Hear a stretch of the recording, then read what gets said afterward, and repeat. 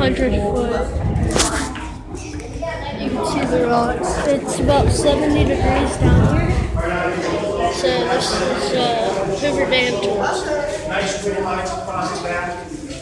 Here we go. Let's get this dam tour on.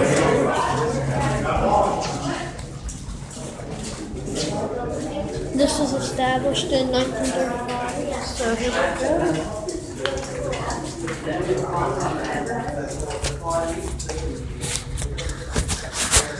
57. Make sure you have stuff in there. Yeah. Don't forget to take pictures. So cool. The concrete's really cool. My question is, I wonder what Mexico thought when you like dammed the water up. They go all the way down to the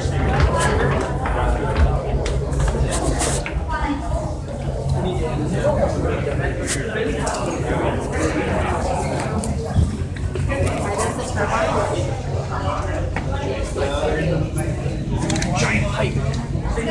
It's a massive pond.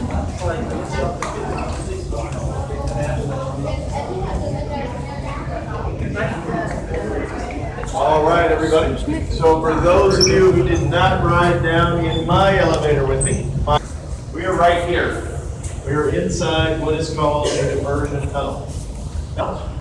But now they're going to have to force that river to use them. So that's green. That is a 16-ton bucket. And from there, every 78 seconds, an additional 16-ton bucket will be delivered.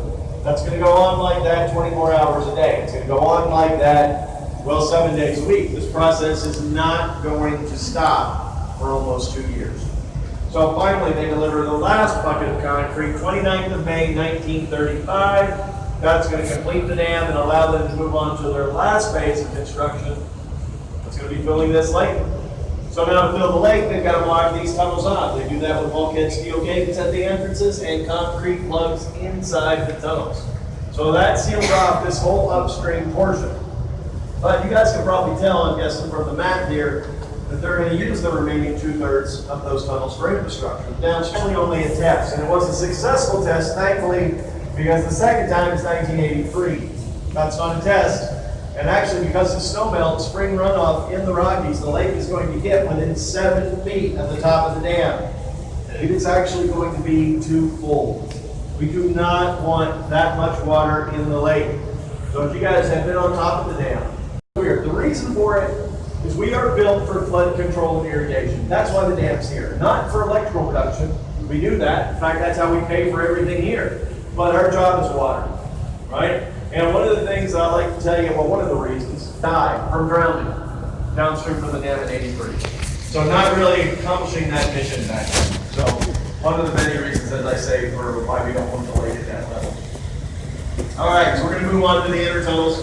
The inner tunnels are where the workers place water per second to those generators. It's enough water actually to fill up an Olympic-sized swimming pool in about 7 seconds. So it can be an incredible amount of water coursing through that pipe beneath us. Now that water, of course, is coming from the lake. It's going down one of the 4 towers called intake towers, drops into the 30-foot pipe, gets transferred to smaller 13-foot diameter pipes.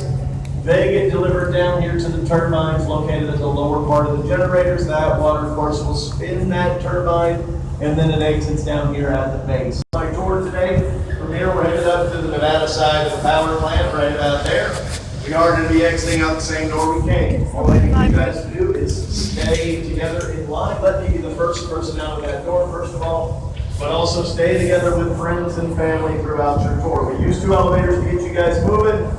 So if you want to stay together in the elevator, help me help you stay together in that line.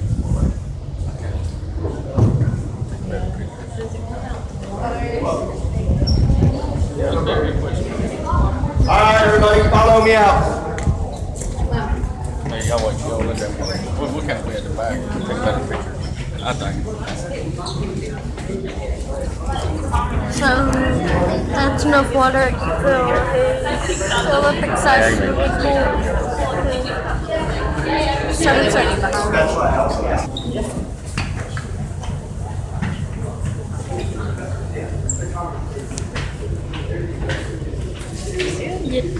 That's a fallout shelter.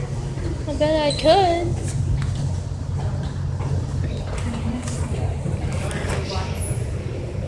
Yeah, it won't reach. It won't get a good thing.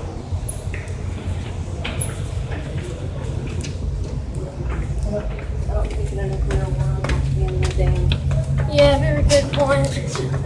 But I mean, there's a massive door.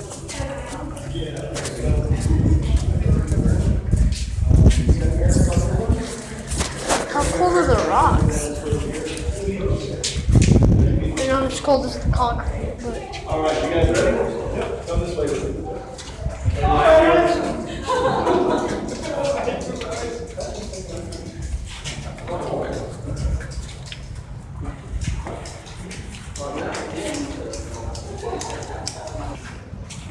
So this trip takes us about 2 to 3 minutes to get there. So just listen to the beautiful sounds of my voice. We'll get there fast. Just kidding, already here. So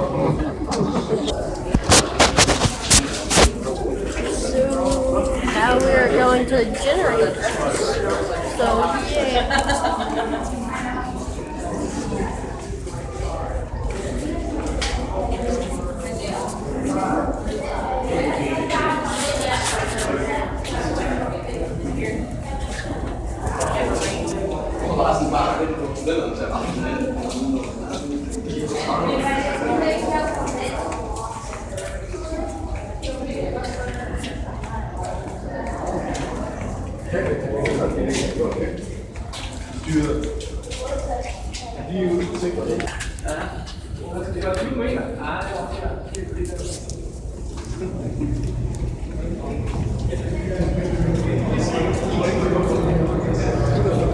They had to put WO because during the Great Depression women could not work.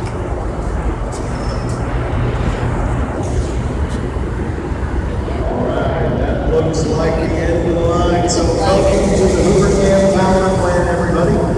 Now the power plant is located on the downstream side of the dam at the bottom of it. It is a U-shaped building with a wing of view on each side of the river, and we are standing on the Nevada side main. So this means the dam itself, well, is right behind you. You can't see it, but it is behind this wall to the rear of the building. When we focus on what we can see, looking the opposite direction, you will see 8 generators here in Nevada. We have 9 on the Arizona side. So we have a total of 17 commercial generators. And these generators, well, they're all 70 feet tall, but we're only looking at the top 30 feet of each one of them here. Also on the tops, you'll notice a white light. And if that white light is on, that means that generator is currently in operation. Now, each generator we're looking at here is rated at 130 megawatts, and that is, well, altogether, if all 17 were running, that's just over 2,000. So simply broken down, that's enough power for just over 1 million homes. So how that happens, if you look at the first generator here in the row, you'll see Nevada 1, and look at the white decking that is covering the top side of Nevada 1. Follow that right into the center. You'll see that steel shaft in the middle, and that shaft is going down 65 feet below where it connects to that turbine.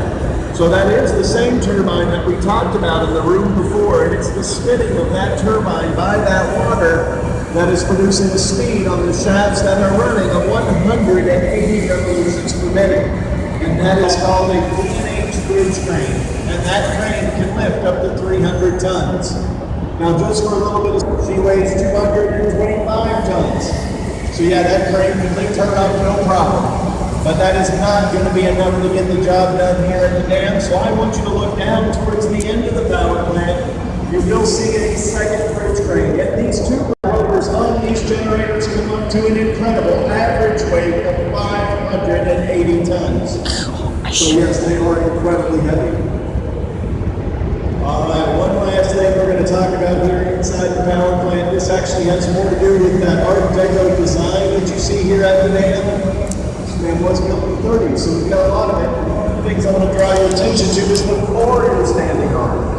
Now, this floor is terrazzo marble, and we have over 120,000 square feet of it throughout the dam, complete with many of these inlaid designs.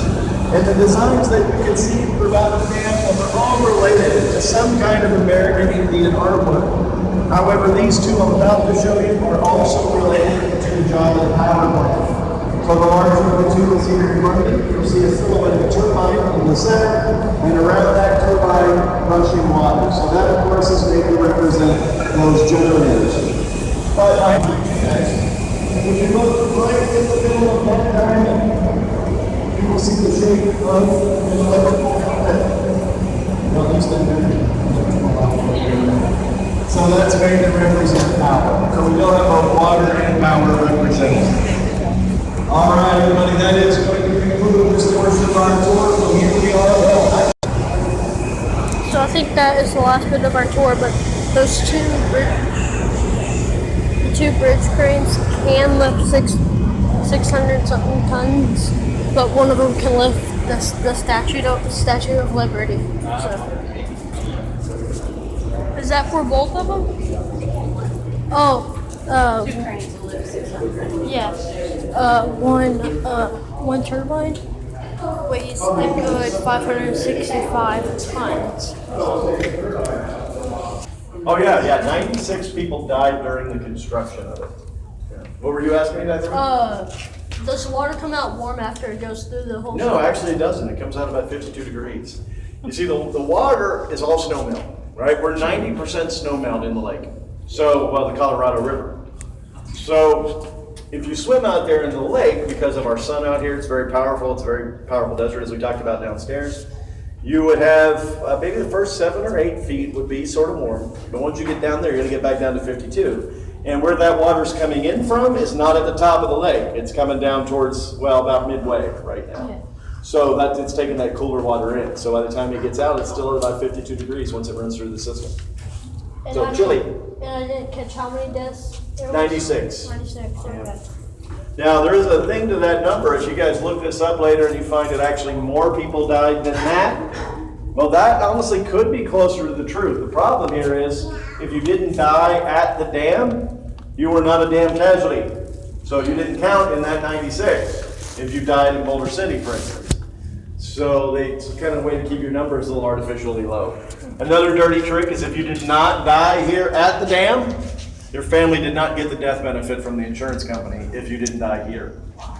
But more of those people, those 96 that we know died here, most of them, I think by like 80%, died on the Arizona side because the insurance benefits were better. So there was an unwritten rule with the guys here that if you died, to drag their body over to the Arizona side before they found it. The exhibit level, you will see exhibits. It is not much of a stretch. Did you guys take pictures when you came in? Yes. So this is all going to start to come full circle for you.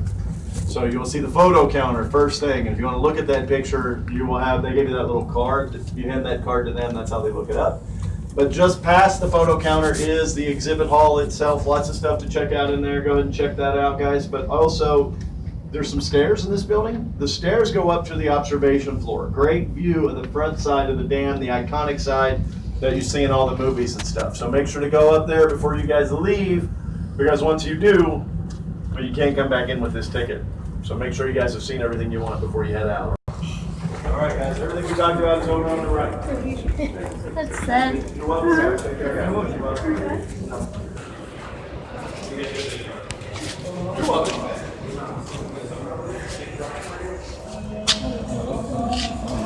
The iconic side that you see in all the good movies.